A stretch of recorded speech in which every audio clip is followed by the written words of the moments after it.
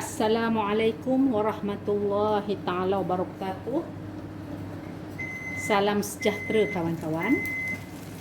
Hari ini kita akan berkongsi cara-cara untuk membuat pani puri. Sekarang saya sedang memasak puri yang comel, cute ni untuk dibuat puri untuk pani puri kita. Jom kita lihat apakah bahan-bahan yang diperlukan untuk membuat pani puri ini dan juga cara-cara untuk membuat bahan-bahan yang dimakan bersama-sama dengan pani puri. Yang pertama adalah untuk membuat puri yang comel-comel, terdiri daripada tepung suji sebanyak 1 cawan bersamaan dengan 160 gram. Tepung suji yang kita guna ni mestilah yang jenis kasar, bukan yang halus ya, yang jenis kasar. 2 sudu makan tepung gandum, 1 sudu teh garam, 1/8 sudu teh soda kuih.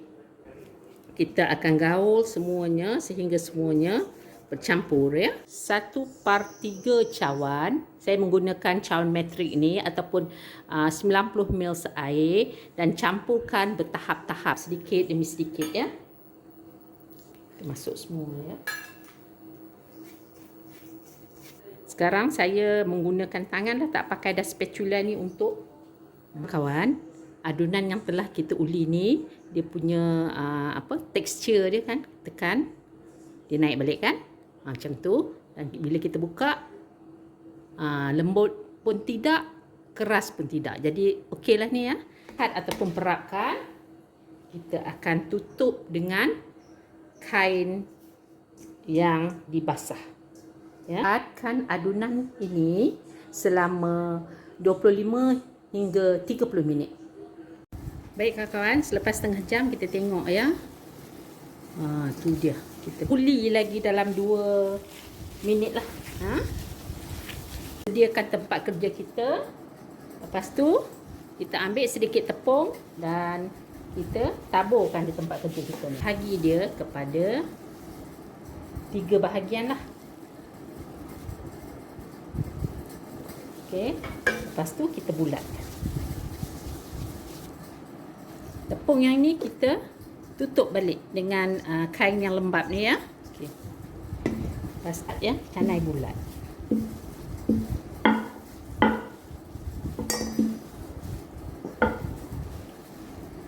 Tengok ya.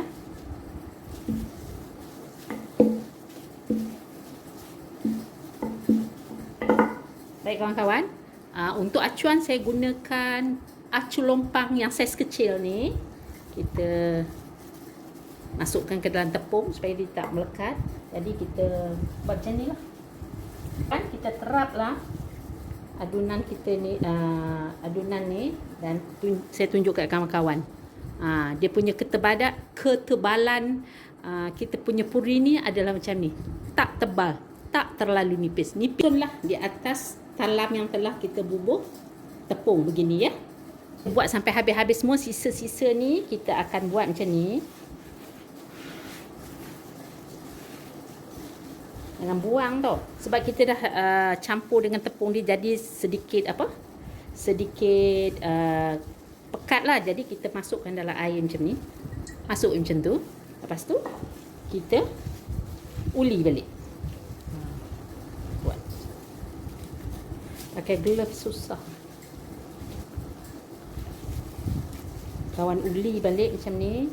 Bagi dia sebati balik semula.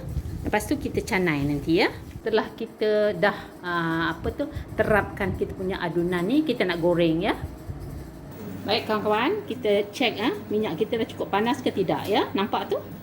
Memang cukup panas dah. Masukkan kuih kita ni ya.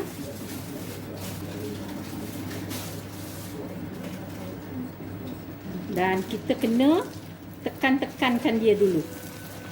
Macam tu ya kawan-kawan. Tekan dulu. Alhamdulillah. Kuih kita menjadi. Tengok kita tekan. Macam tu ya. Okay. Lepas tu kita tengok. Okey, boleh masuk yang lainnya.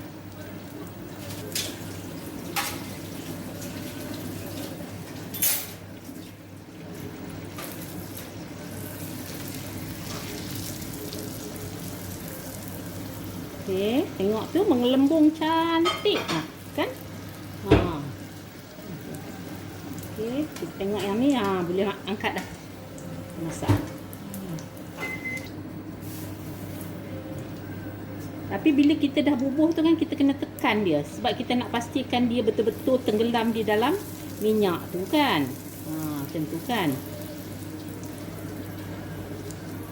Okey, kawan-kawan, ulang-ulanglah buat begini sehingga semuanya habis kita lakukan. Lepas kita angkat puri yang comel ini dan kita letak di atas penapis sebab kita nak toast minyak yang ada. Selepas tu kan kita kena susun di atas kitchen paper ni supaya jika ada minyak-minyak yang berlebihan dia dapat isap lah ya.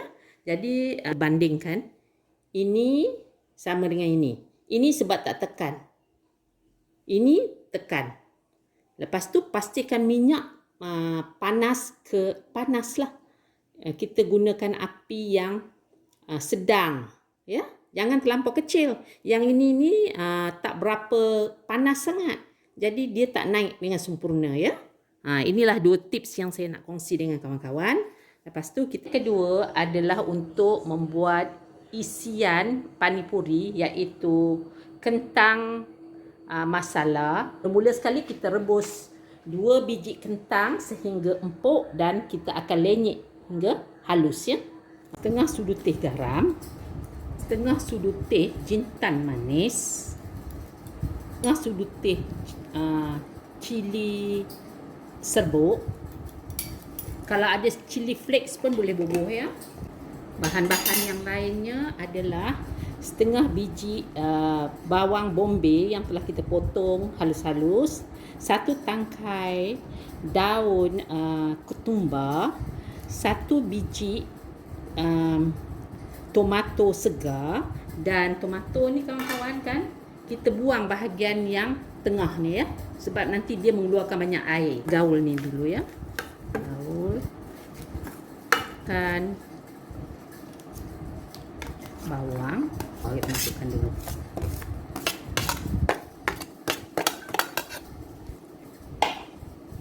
Dan kita gaul. Green peas ni, lepas tu kita celur dengan air panas sebentar. Ya. Kita masukkan kacang green peas bergaul rata. Selepas tu kita masuk dalam bekas, kita simpan dalam peti sejuk ya, sehingga kita nak gunakan. Ini kita akan gunakan sebagai topping je nanti ya, untuk hiasan. Bahagian yang ketiga pula adalah penyediaan chutney asam jawa. Setengah cawan asam jawa dan direndam dengan air selama 15 minit. Paste air asam jawa ya.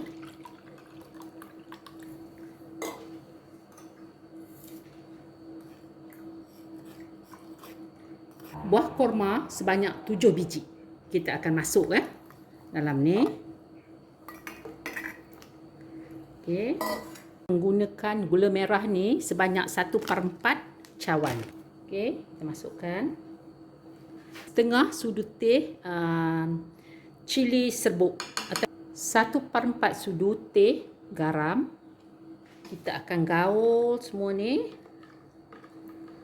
dan kita akan rebus sehingga dia menjadi seperti paste lah ya. Bahagian yang keempat adalah penyediaan chutney pudina ataupun mint water ya. Jadi mula-mula sekali ini adalah setengah cawan daun pudina, setengah orang panggil dia daun Colgate. Ini setengah cawan daun ketumbar. Kita akan masukkan setengah inci halia yang telah dipotong macam ni lah, kasar-kasar ya, dan 3 biji cili burung yang berwarna hijau. Wajib menggunakan air yang sudah masak dan sejuk ini ya. kita masukkan untuk dikisar ni ya. Baik kawan-kawan, ini ya dah kita kisar, kita tapis.